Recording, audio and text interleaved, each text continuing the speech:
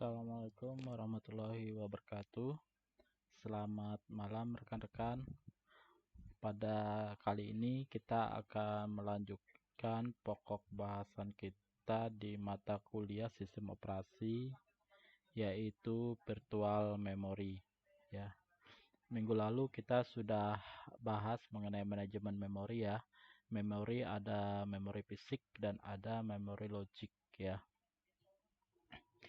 Oke, memori virtual memory ya. Ya, virtual memory ini rekan-rekan yaitu tidak bisa semua memori logik itu dipetakan semuanya ke memori fisik ya. Walaupun dynamic loading bisa melakukannya. Nah, memori virtual merupakan suatu teknik yang memisahkan antara memori logis dan memori fisik ya. Hanya bagian dari program yang perlu saja itu berada di memori untuk dieksekusi. Logical address space ya, space untuk alamat logik itu bisa lebih besar daripada space tempat untuk alamat fisik. Memperbolehkan virtual address space ya pada virtual memory untuk di-sharing oleh beberapa proses. Bisa jadi hanya beberapa bagian dari memori logik yang berada di memori fisik, sisanya di hard disk. Oke. Nah, berikut ini virtual memory yang lebih besar daripada physical memory ya. Virtual memory yang seperti ini, sedangkan physical memory seperti ini. Ya, ini hard disk.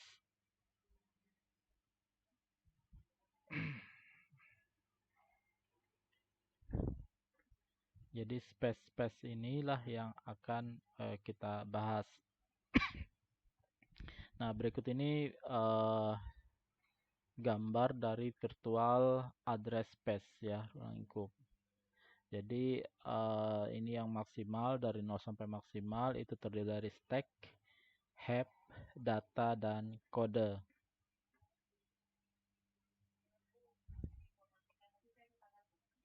Nah, tadi disebutkan bahwa tidak semua memori logis itu berada di memori fisik ya. Nah, program apa saja yang tidak perlu? Ya, yaitu program-program yang digunakan sebagai error handling ya, yang jarang digunakan karena jarang terjadi. Ya, error handling ini biasanya kalau misalnya ada permasalahan apa gitu di sistem operasi, dia akan menampilkan solusinya ya. Kemudian yang lain yaitu berupa array, list atau table yang kapasitasnya tidak terpakai semuanya. Kemudian program lain yaitu fungsi-fungsi yang tidak dipakai, serta program-program yang tidak digunakan secara real time ya. Ini kan bisa dilihat di text manager.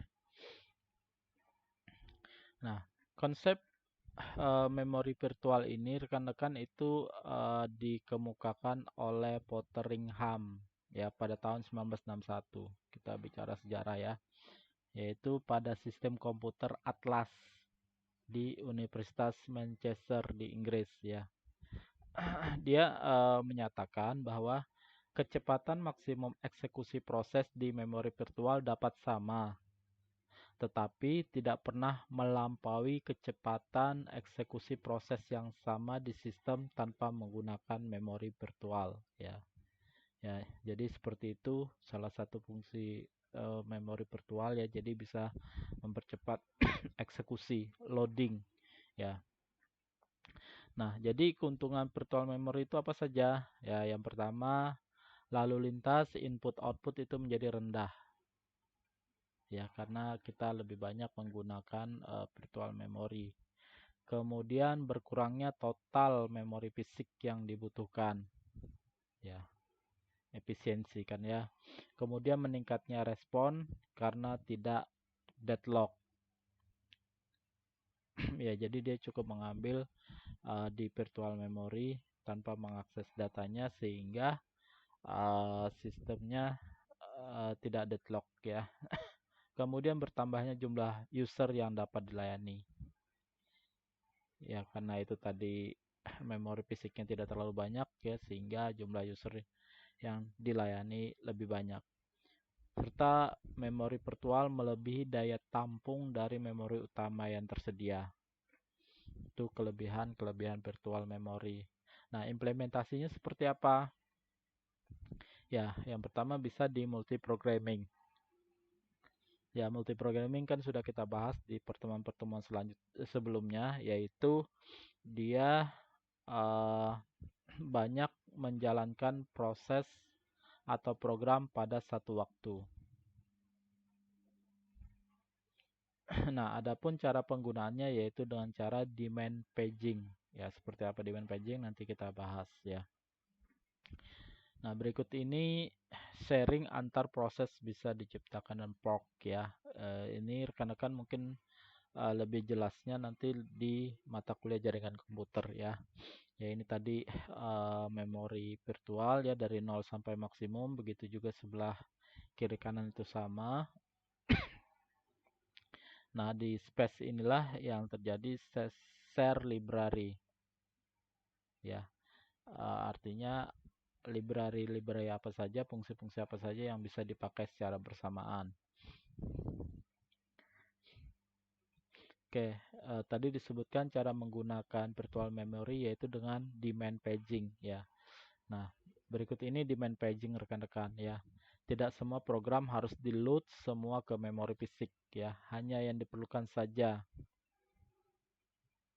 Permintaan pemberian page itu menggunakan swapping. Ya, minggu lalu sudah kita bahas apa itu swapping. Kemudian page hanya di-swap ke memori utama jika benar-benar diperlukan. Nah, program swap yang digunakan yaitu antara lain Lazy Swapper ya. Jadi tidak pernah swap page itu ke dalam memori sampai page benar-benar diperlukan. Nah, istilah swapper ini berarti memanipulasi seluruh proses. Sehingga swapper yang khusus berhubungan dengan page bernama pager. Ini sudah kita bahas kemarin apa itu swap up dan apa itu swap in ya.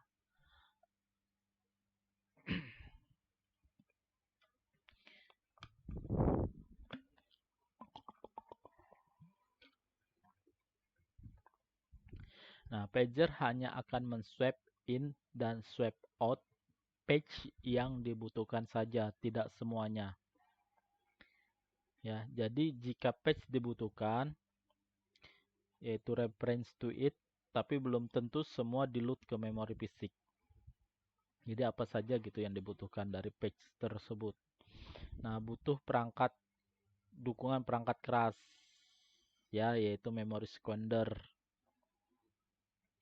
Ya, memori sekunder ini untuk menyimpan proses yang belum berada di dalam memori fisik ya. Jika proses mengakses lokasi page yang valid, ya, maka proses akan berjalan normal. Tapi jika mengakses yang invalid, ya, sebaliknya, maka perangkat keras akan menjebaknya ke sistem operasi page fault, yaitu halaman tidak ditemukan, nah misalnya itu. Nah, berikut ini page table saat semua page tidak di dalam memori, tetapi di dalam hard disk. Ya, ini hard disk, ini memori, physical, ini logical memory.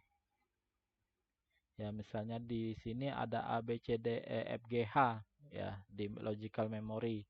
Nah, ini tidak semuanya dimasukkan ke physical memory ya, yang hanya diperlukan saja. Misalnya di sini A, C, dan F.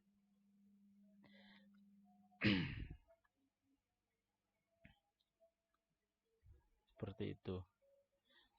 Nah, tadi jika invalid maka akan menampilkan page fault. Nah, page fault ini rekan-rekan, jika ada referensi ke sebuah page ternyata page-nya tidak ada, maka akan dijebak oleh operating system dan menghasilkan page fault ini. Tadi ya sudah kita bahas. Nah, untuk menangani page fault bisa menggunakan prosedur berikut ini. Nah, pertama yaitu memeriksa tabel internal untuk menentukan valid atau invalid. Jika invalid, proses disuspend, ya, disuspend, ditunda sementara. Jika valid tapi proses belum dibawa ke page, maka kita bawa ke page, ke memori. Ya, jadi sebelum diproses ke memori dulu. Cari sebuah frame bebas, ya, kemudian jadwalkan operasi sebuah disk untuk membaca page tersebut ke frame yang baru dilokasikan. Nah, saat pembacaan selesai, ubah validation bit menjadi 1 yang berarti page telah ada di memori. Kemudian ulangi lagi instruksi program yang di trap tadi dari awal sehingga bisa berjalan dan baik, ya.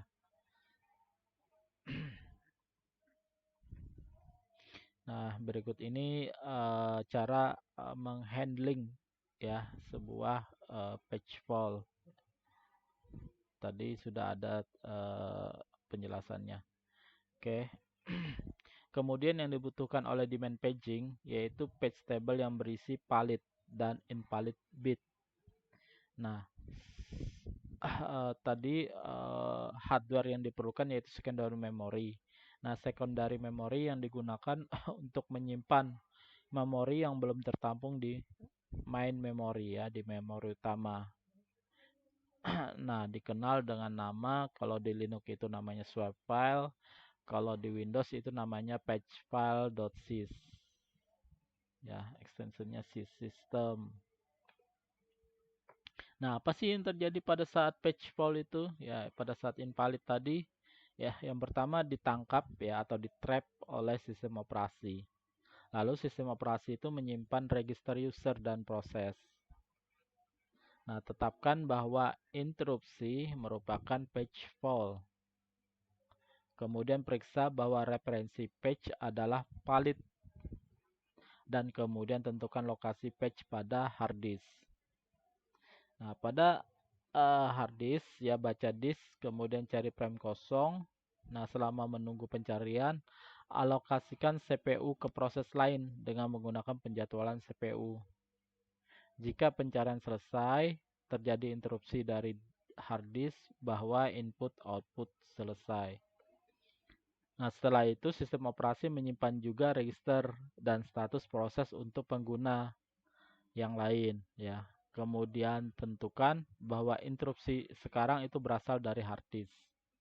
Nah, lakukan pengubahan page table bahwa page telah berada di memori. Tunggu CPU selesai dari proses yang terjadi. Kembalikan register user, status proses, page table, dan resume instruksi proses yang tadi interupsi.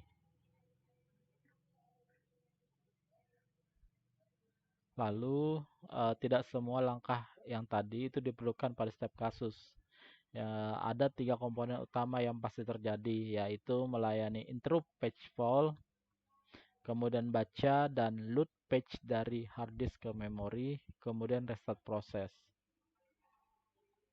Nah, pada sistem demand paging itu sebisa mungkin kita jaga agar tingkat page fault-nya itu rendah, ya.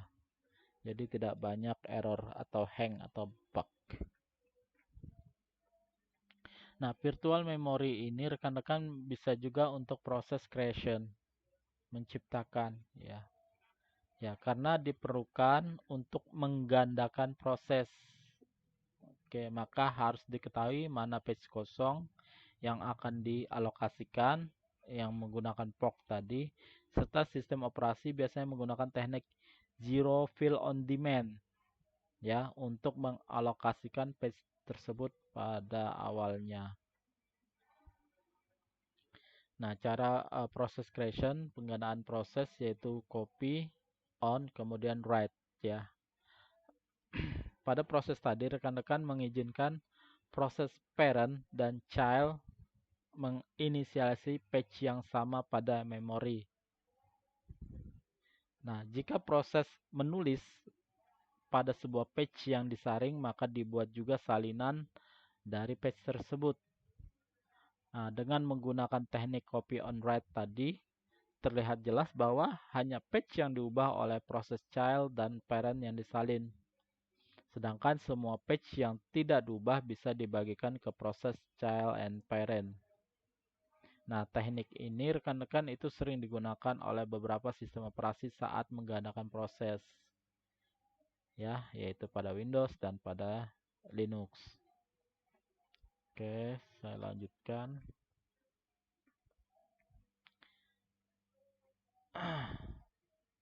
Nah, tadi pada di main page ada namanya pre-frame ya, frame kosong.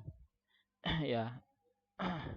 Yes, jika page replacement ya, dia bisa terjadi jika dia menggantikan halaman. Nah, pendekatannya rekan-rekan, jika tidak ada frame yang kosong, cari frame yang tidak sedang digunakan. Idle. Lalu kosongkan dengan cara menuliskan isinya ke dalam swipe space ya, dan mengubah semua tabel sebagai indikasi bahwa page tersebut tidak akan berada di memori lagi. Nah, berikut ini algoritmanya ya.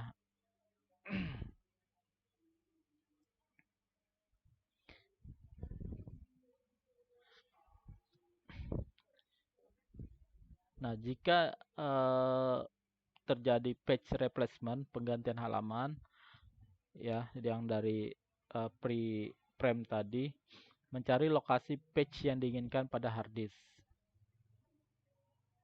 Ya, kemudian mencari frame yang kosong. Jika ada, maka gunakan frame tersebut. Jika tidak ada, maka kita bisa mengosongkan frame yang tidak sedang dipakai. Ya. Nah, tulis page yang telah dipilih ke disk, ubah page table dan frame table. Kemudian membaca page yang diinginkan ke dalam frame kosong yang baru. Nah, ulangi user proses dari awal.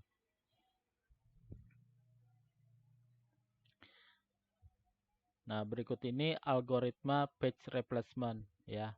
Tujuannya apa? Yaitu tujuannya untuk mendapatkan page fault terendah. Ya, jadi tujuan kita di virtual memory ini agar page fault-nya itu rendah. Nah, beberapa algoritmanya itu antara lain PIPO, freeze in, freeze out, kemudian algoritma optimal, algoritma LRU, dan algoritma perkiraan LRU. Ya, ini nanti bisa rekan-rekan baca sendiri ya. PIPO, algoritma dan sebagainya pernah kita bahas di proses ya. Oke, ini saja materi saya pada malam ini. Terima kasih atas kehadirannya. Saya akhiri. Assalamualaikum warahmatullahi wabarakatuh.